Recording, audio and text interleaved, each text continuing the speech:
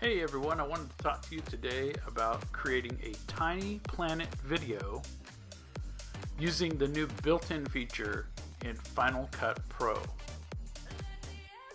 So here you can see our 360 video. We have our model running around and she's skipping from side to side. If we were using VR, we'd see this great, but because we're not, it gives us that distorted view. So the first thing we do is drop our clip in, and then we'll kind of scroll through it here, and you can see that it's in the normal view. So we can't see the model. We could grab the orientation button and move it around so we could follow the model if we wanted to.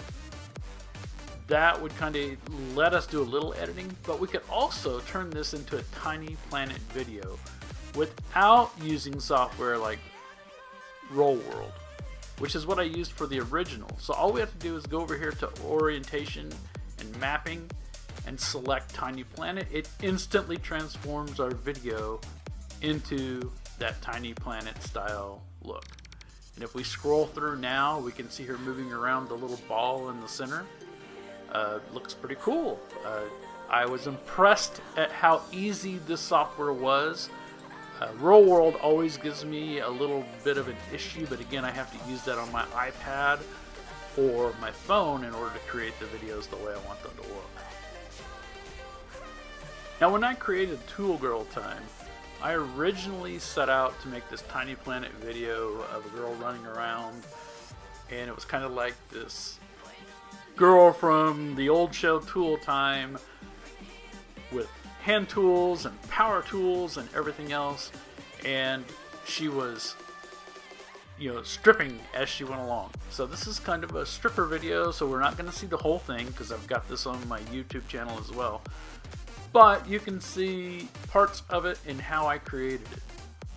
And what I originally did when I created this video was I shot it twice. Actually, I shot it 3 times. So I shot it once in 360, having her run around and do things with different tools, and then we shot it again using just high definition, 1080p and 4K cameras, and we reshot the footage at each station so that I could then go through and clip them in and add standard footage to the 360. So she dances around in 360, and then at some point we'll break in and insert that clip of her in standard definition so you can get a better view. So what I had her do was just basically go around to each different thing that I had there. I had a bench and a table saw, and there was a sheetrock lift that we kind of used as her stripper pole. And of course there was a curtain over there, just a standard curtain that you could stand in front of. So as we filmed this, we kind of planned where the cuts would be and what she would be doing, and we would just basically have to go back after the fact and clip these things in. And the way we did it was we'd scroll through, find the area that we wanted to add that standard footage. As you can see me kind of demoing here, I'll scroll through, and then we'd go up and use the clipping tool. So you grab the pointer. Once you get your spot selected, you grab the pointer, and you're going to change it to the clipping or the blade, and then just click that spot that you want to add the standard footage to. Very simple, easy, basic editing. Of course, you figure out where your standard footage is going to be, select a little snippet of timeline, and then go back and drop that in the hole. Again, like I said, very easy clips, and it's very easy to do. Kind of fun to edit. Now, as I scroll through some of these, you may see the camera flash going off, and that's because as we were filming video, we were also shooting still images, so It made it a little tricky to edit because I'd have to go in and try to find things that didn't have my flash going off. But in a couple cases, the flash actually worked well for me, because when she was doing her little dance, it would, the strobe would go off, and it would just, I think, add a little bit to what was going on in the video. This was not meant to be any type of serious video. We were just having fun playing around and testing this out. So again, the real purpose of this was to make a Tiny Planet video, and then shortly after I made this, Final Cut came out with an update that had the Tiny Planet feature built into it. So I wanted to show you guys by remaking this video. So this video is going to be posted. In fact, by the time this comes out, it'll already be posted. But I'm going to convert it into a cartoon. So as you watch the new video, it'll look like a cartoon. That was all done in Final Cut Pro. There was no additional filters or snap-ins added. It was all done with the standard Final Cut Pro software. So I want to add one last thing. So what I want to show you here before I leave is what you can do with orientation. So again, here's our footage that we're playing with, and when we go up and we go to orientation and mapping and turn it into a Final Planet video, as you can see, I'm moving the orientation around now.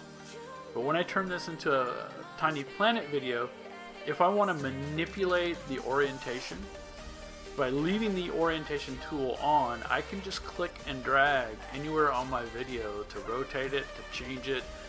So I can manipulate it just like you do in Tiny Planet software, where part of it is more oval than round, or I can zoom in or out, or I can change where the top or bottom of my video is. So very, very simple to do.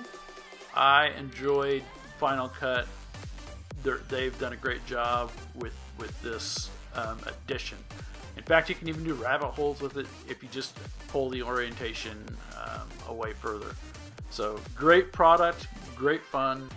I want to show you how I created the cartoon. So the first thing I did was created a second layer, and I applied the comic ink filter to it, and that created this little video.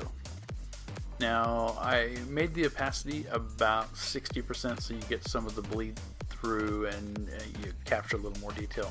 You don't have to do that. The comic book part looks pretty good without it. Just a little sample of what it looks like raw right out of the camera. So after I did that, I went back through and merged the layers and did some additional filters. And again, remember, 60% is what the top layer, the ink layer, is. So I'm going to pause the video here real quickly, and then I'll resume with the filters that I put in place. So here we go. The first thing I did was put a vignette filter in, just to kind of give it those dark edges, and you can kind of scroll through here and see. The other thing that I did was put in Sketch, and what Sketch does is it gives you the little hashtags to make it look even more like a drawing. Then I added Super 8 to give it that old style look, like it was an older 50s type cartoon. And again, I just did the adjustments until I thought they looked good. Use your best choice, or your best judgment. I mean, you'll like the results. I also put projector on there that gives it the flickers and the flashes, and puts a little dust and scratches and things like that. And then again, the aged film, just to give it a little more flair. So those are all the things that I applied to the cartoon to make it look more like an actual old TV style cartoon versus just the anime type art that we use a lot today. So if you enjoyed the video, please subscribe to the channel. I would appreciate all subscriptions. You guys are why I do this. I enjoy doing this, and I'd like to keep doing it.